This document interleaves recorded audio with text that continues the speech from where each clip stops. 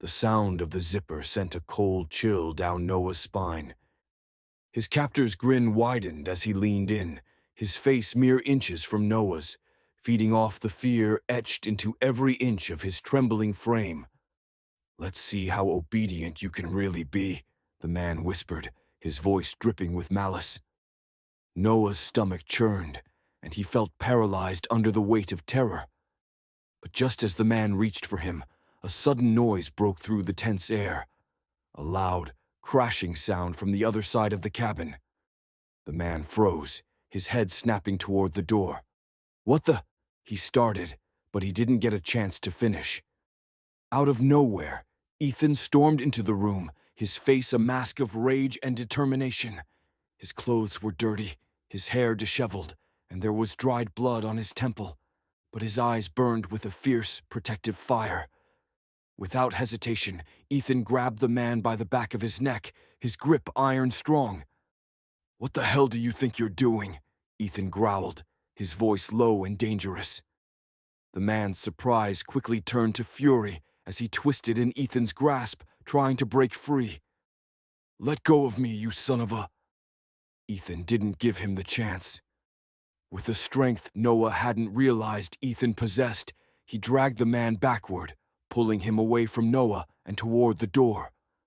The man struggled, his arms flailing as he tried to push Ethan off, but Ethan's grip didn't falter. "Stay here, Noah," Ethan barked, his voice cutting through the chaos like a blade.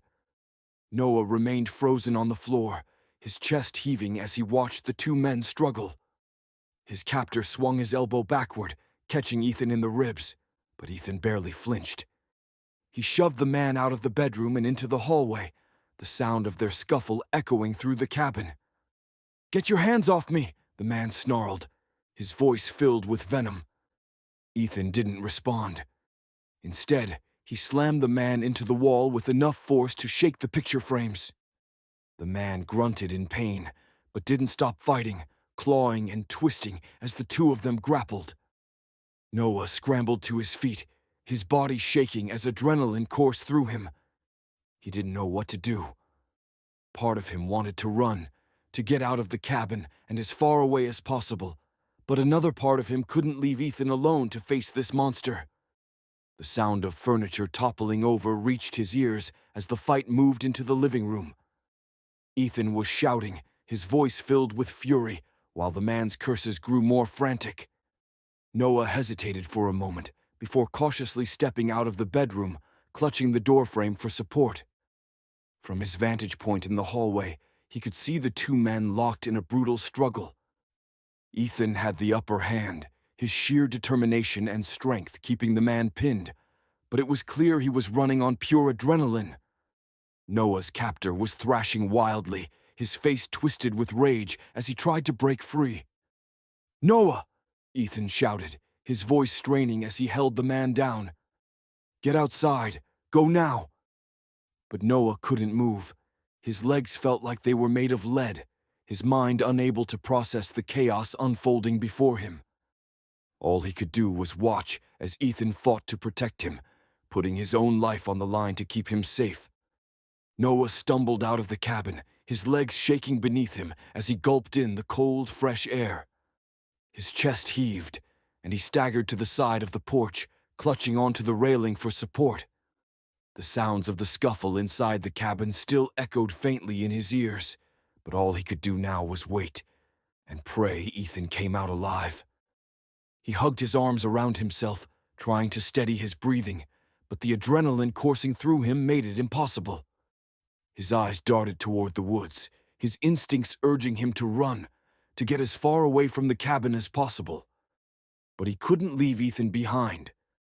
Minutes felt like hours as he stood there, frozen in place, his heart pounding so loudly it drowned out the chirping of the crickets in the distance. Then finally, the cabin door creaked open, and Ethan emerged. Noah's knees nearly buckled with relief at the sight of him. Ethan's shirt was torn, and he had a fresh bruise forming on his cheek, but he was standing tall, his expression determined. "I knocked him out," Ethan said, his voice steady but strained. He wiped the sweat from his brow and stepped closer to Noah. "But we can't leave him here. He'll come after us as soon as he wakes up."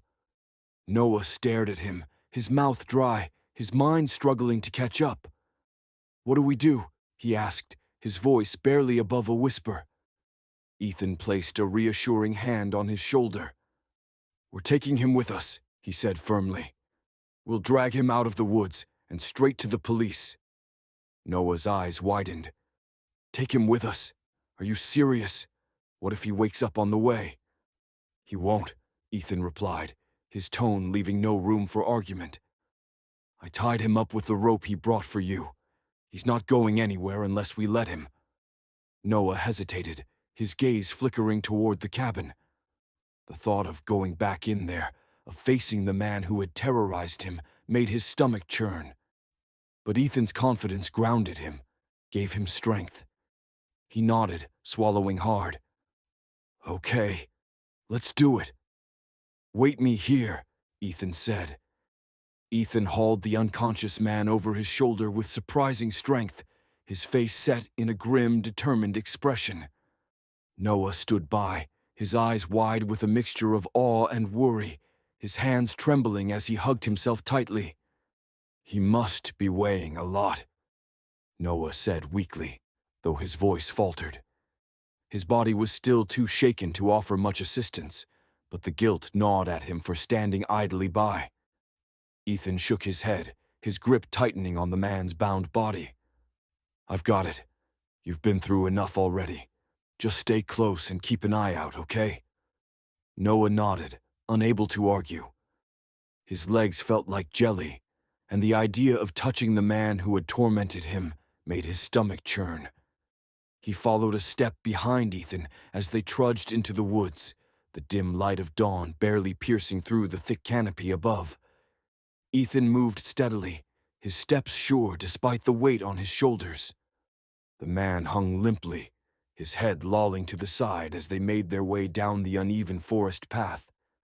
Noah kept glancing nervously over his shoulder, half expecting the man to wake up, or for something else to leap out from the shadows. "You're sure he's out cold?" Noah asked, his voice barely above a whisper. "He's out," Ethan said without looking back, his tone firm. "And even if he wasn't, he's tied up. He's not a threat right now." Noah tried to take comfort in Ethan's confidence, but his heart wouldn't stop racing. The woods felt eerily quiet, the usual sounds of nature muted, as though the forest itself was holding its breath. Every crunch of a twig underfoot made him jump, his eyes darting toward the shadows.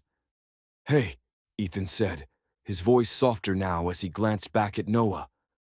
"We're almost there. Just stay with me, okay?"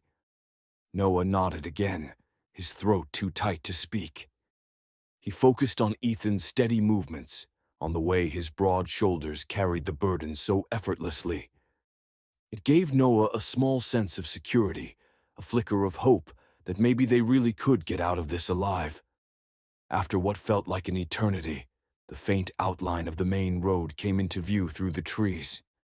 Noah's heart leaped in his chest, relief washing over him like a tidal wave. "We made it," Ethan said, his voice tinged with both exhaustion and triumph. He carefully lowered the man onto the ground at the edge of the road, leaning him against a tree like discarded luggage. "Now we wait for someone to come by." Noah let out a shaky breath, his knees nearly buckling as he leaned against a nearby tree. He wiped his hands over his face, trying to steady himself as the weight of what they'd just endured started to sink in. Ethan crouched down beside the man, double-checking the knots on the rope to ensure they were secure. "If he wakes up, he's not going anywhere," Ethan said, his tone calm but firm. "But I'll be right here, and I'm not letting anything happen to you. Not again." Noah swallowed hard, his chest tightening with a mixture of gratitude and overwhelming emotion. "Thank you," he whispered, his voice cracking. Ethan looked up at him, his expression softening. "You don't have to thank me, Noah. I wasn't going to let him win." The rumble of the truck engine filled the silence as Noah sat in the passenger seat, staring blankly out the window. His hands trembled slightly in his lap, the events of the past days replaying in his mind like a bad dream he couldn't shake. Ethan sat in the back of the truck bed, keeping watch over the unconscious man they had tied up. The truck driver, an older man with a kind face and weathered hands, glanced at Noah with concern, but didn't pry. "You sure you're okay, son?" the driver asked, his voice gruff but gentle. Noah nodded faintly. "Yeah, I'm okay. Thank you for helping us."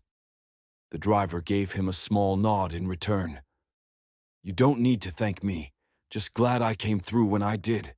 That's a nasty piece of work you've got tied up back there." Noah swallowed hard and forced himself to nod again.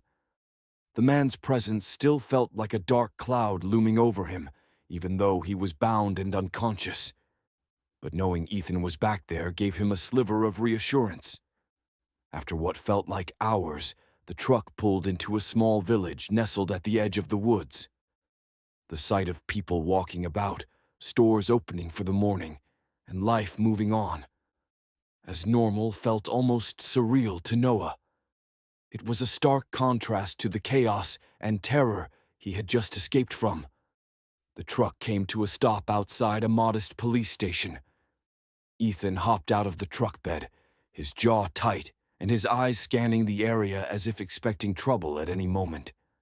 He opened the back and gestured for the officers who had stepped out of the station, their expressions shifting from curiosity to urgency when they saw the bound man. "This is him," Ethan said, his voice steady and firm. "He's the one who's been holding Noah hostage." The officers moved quickly, taking the unconscious man into custody while firing off a series of questions at Ethan and Noah. Ethan did most of the talking, his calm demeanor anchoring Noah as he filled in the details of what had happened. Noah stayed quiet for the most part, his mind too overwhelmed to process the flurry of activity around him. It wasn't until an officer handed him a phone that he realized he could finally make the call he'd been dreading and longing for in equal measure. He stepped away from the commotion, his hands trembling as he dialed the familiar number. The phone rang twice before a familiar voice answered, full of worry and relief. "Noah? Noah, is that you?" "Mom," Noah said, his voice breaking as tears welled up in his eyes. "It's me. I'm okay. I'm safe now." There was a pause, and then his mother's voice cracked with emotion. "Oh my God, Noah, we've been so worried. Where are you? What happened? Are you hurt?" "I'm okay," Noah repeated, his voice shaking. I was taken, but I'm out now. Ethan helped me. I'm at a police station in a village. I don't know the name, but they'll help me get home. I'll be home soon."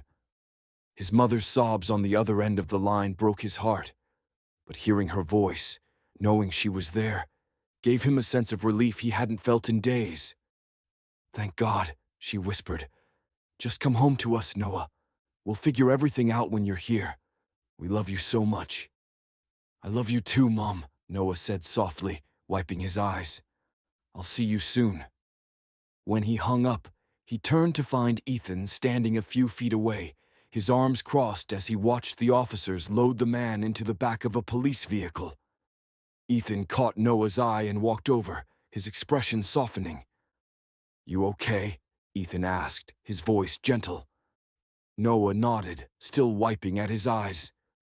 "Yeah, I talked to my mom. She knows I'm okay." Ethan smiled faintly, resting a reassuring hand on Noah's shoulder. "Good. You'll be home soon."